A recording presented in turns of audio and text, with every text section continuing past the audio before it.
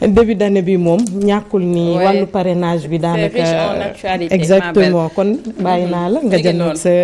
ak suñu chroniqueur waaw suñu doyen Madame Baramata di suñu doyen très disponible macha allah ñu fay ziarat bu baax a baax di la remercier ci disponibilité bi donc ku ne xam na ni que Fatou Bintou si dernièrement on a vu le président def benn message à la nation donc comme c'est un doyen di ab analyste aussi di taskatu xabaar mën nañu wax xam rek tey jii du point de vue de li mu doon xaar ci discours bi 12 ans après di son dernier message à la nation est-ce que li mu servir askan bi tey jii ba nga ko dégloo satisfaire na la wala da nga ci am déception naka nga ko jàngatee. président Macky Sall comme ni ñu koy defee ak 31 décembre bi dafa def discours à la nation. Bon discours bi presque 26 minutes la 25 minutes bon ci discours bi nag man li ma ci jàpp mooy c'est un discours bilan aux allures d'adieu maanaam def na bilan am waaye profité na ci tàggatoo ak Sénégal waaw dernier discours am léegi nag li ma jàpp aussi ci bilan bi mooy bilan man yaakaar naa ne ñaari tànk la war a am maanaam actif mooy yi ñu gërëm ak passif mooy li ñu xarab te dafa mel ni daal boo dégloo président Macky Sall ci discours li ci ëpp actif am la wax d'accord boppam la ñu wax ak li mu def léegi nag réalisation yi moom wax na ko wax na li mu def ci wàllu infrastructure wax na li mu def ci wàllu domaine agriculture domaine élevage ak njàng mi ak santé bi léegi nag question bi mooy yooyu yëpp mu def ban jeexital la am ci askan wi est-ce que askan wi li mu def yëpp gis nañ ci seen bopp est-ce que askan wi li mu def yëg nañ ci boo doon def sondage bu simple la nga romb fii ci koñ bi wala nga dugg marché ba boo laaj ñu bari na ne ñu de wax dëgg yàlla Sénégalu 2023 Sénégal 2012 ba léegi Sénégal gu metti la metti la ci wàllu dundin metti la ci wàllu ko yorin ak metti la aussi ci wàllu jafe-jafe dafa tar trop ci askan wi donc ça veut dire que ci biir bilan bi dafa mel ni dafa omettre passif bi c'est une omission wala oubli volontaire question baa ngi noonu léegi nag dafa am mbir yoo xam ne dafa am solo cim réew parce que réew bu ñu bëggee mu dem dafa am ñaari piliers yu ko war a tënk maanaam li olof di wax kënu benn bi mooy transparence maanaam leeral nañ teg mbir yi mu leer nañ beneen mooy bonne gouvernance buñ ko mënee xayma ci gàttal mooy jub te jubal te seetlu nañ ne si réew mi côté boobu lu bari des na parce que scandale yi bari na trop depuis 2012 te li ci gën a doy waar mooy scandale yooyu dañ koy yëkkati ba pare te du am mujjël du am fu mujjee du ku ñu war a daan duñ la daan mujj gi bu day ne furaas dem yoonam boo xoolee jamono yi passé rek affaire de 12 milliards yi ñu doon accusé Sonko ba léegi kenn déggu ci les diamants de Moussa Diop mi ngi nii les bébés de Ndella Madior donc ça veut dire que c'est un pays de scandale te scandale aussi wax dëgg yàlla buñ ki sans compter aussi le grand scandale de ces dernières années la Covid 2019 donc sur le plan de la bonne gouvernance daal et de la transparence il y a beaucoup de choses sans compter aussi ces rapports heurtés avec l'opposition parce que nit ki bu taxawee xool Sénégal à léegi ne leen je vais réduire à l'imposition à sa plus simple expression di ko doxal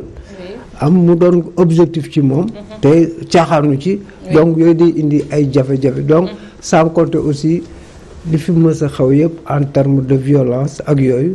te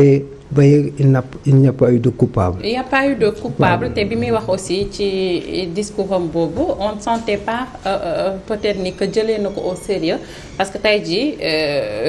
bi muy jël réew mi comme on le disait bu fekkoon tabax tali rek kenn du fa jëlee le président Abdoulaye Wade dafa ñëw moom teg suñu loxo ne bonne gouvernance la patrie avant le parti daal di ne que je vais réconcilier les Sénégalais am ay rêves yu nga xamante ni tey jii teg nañu ko te rêves yooyu boo xoolee bonne gouvernance ak yooyu noonu c'est un bilan boo xamante ni c'est immatériel donc y a eu beaucoup de choses qui se sont passées entre temps aussi de 2021 en maintenant ay manifestations am ay sénégalais ñàkk ci seen bakkan ñeneen ñi loru ci mu ñëw rek daal di wax ay perte d'édifice wala que attaqué na ñenn édifices yi mel ni que édifices yooyu la gën a jox dayoo tey jii sénégalais yi ñàkk seen bakkan wala yi ci loru yooyu noonu aussi je pense que am na ñu bëri ñu nga xamante ne nee nañ que warul woon a waxee noonu waroon na reconnaître ce qui s'est passé jox ko dayoo ubbi enquête mu leer mu teg ko suñu loxo laata moo dem. waaw en tout cas problème yu bëri mi ngi fi te yaakaaruma fii muy dem mu am solution lu mel ni Covid 19 bi ak mort yooyu nga wax léegi ba léegi tuppoo ko parce que boo ko déggee ci waxam aussi. dafay mel ni dafay privilégier l'édifice au détriment de l'humain parce que boo doon doxantu booru université da nga gis généralement université en face de l'université am na ay policiers nga dem ci ginnaaw corniche am na ay policiers nga dem ko def am na ay policiers mais à l'intérieur les travailleurs sont laissés à eux-mêmes bu manifestation amee si travailleurs yi ci ñoom donc ça veut dire que édifices yi ñu ngi leen di protéger boo rappelé woo aussi bi muy def jam ñaajo donc généralement il s'en toujours à mettre des postes de police wala gendarme donc ça veut dire que moom di ko intéressé mi ngi koy lijjanti léegi nag problème bi mooy est-ce que sénégalais yi ñoom ñu ngi koy xool bu baax ci li muy def ak li muy wax léegi loolu mi ngi dépendre la mais on oublie une chose dans ce pays là parce que l'histoire elle est faite pour être retenue elle est faite pour faire des rappels parce que boo xoolee interroger histoire Sénégal ñi perte ñi pouvoir que ça soit Senghor Diouf Ablaye Wade dafa am parti bu ñu leen daaneel c'est le parti que j'ai toujours appelé le PDS qui n'est pas celui de Wade mais le parti de la demande sociale il est composé de ce Sénégalais qui peine à vivre de ce Sénégalais qui peine à nourrir sa famille de ce Sénégalais qui peine à se soigner donc ñooñu généralement ñoo lay daaneel te boo xoolee ne nous avons 339 partis dans ces 339 partis il n'y a pas plus de 500 000 militants et le corps électoral fait 7 millions peut-être 4 millions ñooy volé au grand maximum et les 3 millions 5 ils sont chez eux waaw ñun dañuy xaar bis bu rafet ñu ndekki ba pare après ñëw dox waxtaan ak yow. voilà Salma man ci dernier discours bu Macky Sall boobu dafa am ay kàddu yoo xam ne daf ko yëkkati. yaa ngi wax léegi doyen nii discours bilan moom nga ko gën a mënee gis. mais koo xam ne daanaka yaa ngi toog 12 ans de règne ci boppu nguur gi mu am ay rëq-rëq yu bëri ba ay bakken daal di cee rot est-ce que kooku mën na yëkkati ay kàddu ngir defal askan wi di leen xamle ni bu ma joxee pouvoir bi après man dinaa fi taxawal loo xam ne day delloo siwaat jàmm du féewale bi ma gis dinaa boolewaat nit yi ñu nekkaat benn lu jëmmal kanam réew mi laa gis alors que 12 ans de règne yooyu sa mujjanteel ba gis nañ fi ay fitna yoo xam ne ñu bëri ñàkk nañ fi seen doom boobu ak léegi comme ni nga ko waxee am na ay point yu bëri France daal di xëddeem amut wax nga ci Moussa Diop wax ci koppar ji nga xam ne wax nañ ni moom Ousmane Sonko dañ ko financé loolu yëpp daanaka gis nañ ni justice bi mënu indi ay leeral ci yooyu est-ce que kooku après pouvoir bi bu joxee lenge bi keneen mën na wëyandil delloo si waat jàmm ci biir réew mi loolu des naa dégg la laaj tamit. waaw xam nga politique moom bu la ci kenn nax c'est la gestion des intérêts c'est la gestion des opportunités et c'est la gestion des situations léegi yow nag discours boobu da nga am sa cible léegi cible boobu mooy doon sa récepteur léegi récepteur boobu moom nan la koy jàppale parce que Sénégalais yi man jàpp naa ne am nañ degré de conscience politique ak citoyenne très élevé xame nañ joor ak jaañ xame nañu wax bu feebar ak boo wax bu wér te wax bu feebaree nopp koy dégg war naa wér donc ça veut dire que Sénégalais yi sur ce plan là bul inquiété wu parce que xam nañu fi ñu jëm ñu ngi déglu ñëpp di leen seetaan c'est que le Sénégal le Sénégal sont des gens passifs da nga leen gis ni mais am nañu fulla joo xam ne ils savent se faire respecter au moment des grands choix et chaque fois ils l'ont démontré nañ ko ci local yi démontré ko ci législatif ku la ne woon dans l'histoire du Sénégal dinañ dem ba opposition am 80 députés c'est pas parce que opposition dañoo xarañ wala dañoo extraordinaire parce que Sénégal yi ñoo am ay aspirations vers un changement réel malheureusement nag leur aspiration vers un changement réel a été un peu déçue par le comportement des députés qui nous ont pas pu se fédérer faire benn say pour aller à l'assaut du pouvoir kon régler nañu problème yu bari depuis longtemps malheureusement bi ñëwee assemblée la ñu raté le rendez-vous de l'histoire commencé féewul di wut ay ñetti candidats ainsi de suite finalement li am solo mais li am solo soxna si mooy sénégalais yi ñu am fula lañu ñu xam fu ñu jëm ak ñu xam fu ñu li ñu bëgg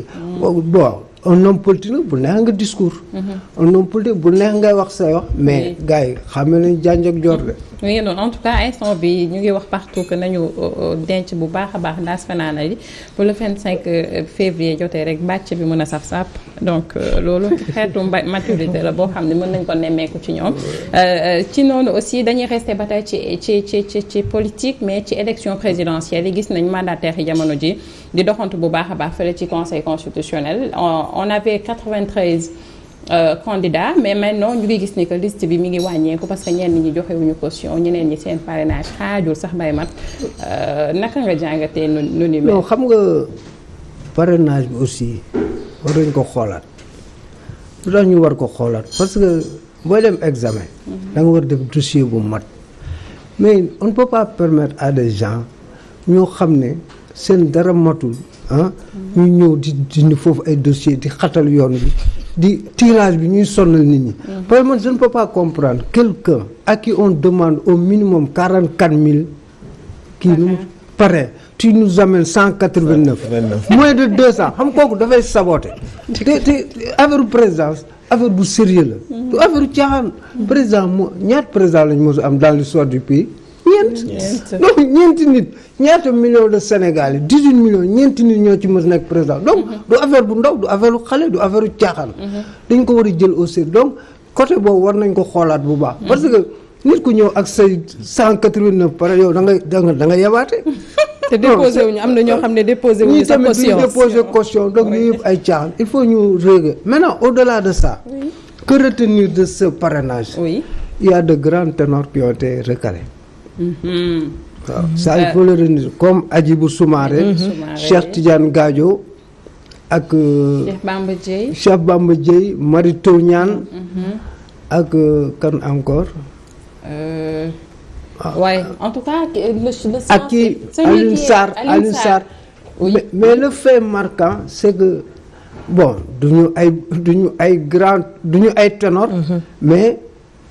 ay aujourd'hui li xale yi dox tojuñu fu bari donc ku mel ni Cheikh Tidiane Dièye ku mel ni Cheikh Tidiane Gadio Boubacar Camara Déthié Fall ak kii Ndiaye professeur Daouda Ndiaye ak le candidat du PUR donc ñooñu wax dëgg yàlla amuñu benn dayoo bu mag bi bon mais jàll nañu mais qu'est-ce qui s'est passé qu'est-ce qui s'est passé léegi c'est que ku parrainage bi aussi da ngay am benn possibilité possibilité mooy un grand peut parrainer un petit comment jël ay parrainage am jox am na ñoo xam ne wax dëgg yàlla quand tu vois Daouda Ndiaye passer devant Idrissa Seck qui est admis au deuxième tour censé être chef de l'opposition waaw et puis deux fois deuxième à la présidentielle ay Daouda Ndiaye di jàll ay Cheikh Tidiane Dièye di jàll ça veut dire que ils ont eu certainement l'appui d'un plus grand donc yooyu mooy waral mais c'est pas parce que Cheikh Tidiane Dièye il n'a pas une légitimité populaire bien vrai ñooñu ñëpp nag wax dëgg yàlla ils ont ce que j'appelle la légitimité charismatique mais est-ce que duñu dëggal danku fanaanal bi kon danku fanaanalu Pastef bi non Pastef gars yi daa mel ni dañuy parrainer fii di parrainer fee de Pastef dafa am stratégie parce que Sonko il est dans le starting block mais peu sûr. Diomaye il est dans le starting block peu sûr. Donc il fallait de trouver d'autres candidats externes et on peut voir du côté de Cheikh Tidiane Dièye ou bien du côté de Habib Sy wala du côté de Déthié Fall. Waaw donc ça veut dire que ñoom ils sont prêts à parer à tous les aléas. Parce que aussi politique aussi c'est la prévision. Oui. Et puis aussi c'est des stratégies. Donc sur ce plan-là ñoom ils sont en train de se maintenant. Ça ne veut pas dire nag que jàll nga parrainage que du jàll gis nañ fi Karim Wade. di ko dal gis nañ fi Khalifa Sall donc ça ne veut pas dire ñi jàll na dañuy dem donc li ci des na daal les obstacles sont encore là. Maître El Hadji Diouf bi jàll ñu naan 8 parrain wala 8000 parrain moo ko manqué te ba tey gis moo mandataire bu taxaw def déclaration man jour boobu maa ngi woon conseil constitutionnel info bi fan la jógee est-ce que c'est vérifié. En tout cas man li ma jot a xam daal mooy sa situation est un peu confuse mais pour mu jàll bon nañu bàyyi ba mais en tout cas dans c'est le temps aussi des manipulations et le temps des manœuvres donc presse bi il faut ñuy def très attention. Man en tout cas j'attends que le conseil sort sa liste. Pour mën a gëm information presse bi il faut ñu def très attention quoi sinon on risque de tomber dans des pièges là des politiciens aussi. Le rapport entre le politique et le journaliste mais politique bi aussi il cherche à trouver les moyens de se vendre ou bien d'atteindre ses objectifs à travers toi. léegi nag yow yaa xool. yaa xool noo koy doxalee alors balaa waxtu bi duñu xoj rek ñu dem ci la dernière sortie de Karim Meïssa Wade qui était tant attendu mu annoncé son retour très prochainement mais it ñu gis ko tey anam bi mu defee discours bi déjà dans la peau d'un président naka nga ko jàngatee lam fa wax ak nam ko waxee. gis naa mu wax vert mu tag benn drapeau vert jaune nit ñaa ngi sax dinga di wax est-ce que c'est pas de l'intelligence artificielle parce que Karim yënguwul xeful donc mais tout ça. montage lay gën a ñëw waaw donc nañ ko bàyyi ñu mbiram. mais li am solo daal mooy def na message. kañ la ko def 7 ans après son exil.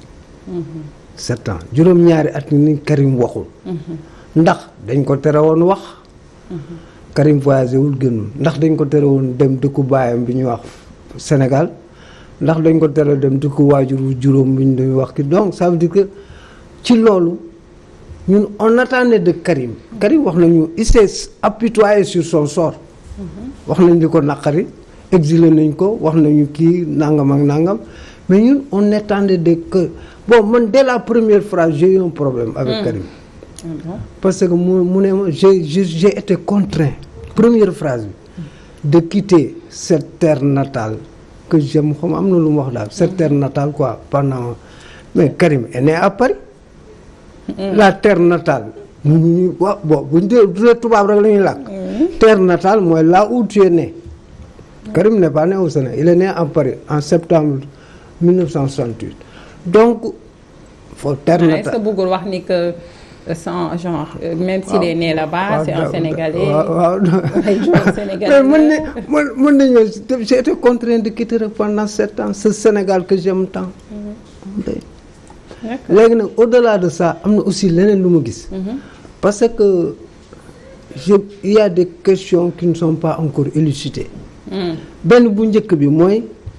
Karim nous a dit que il va venir. mais il n'a pas donné de date précise.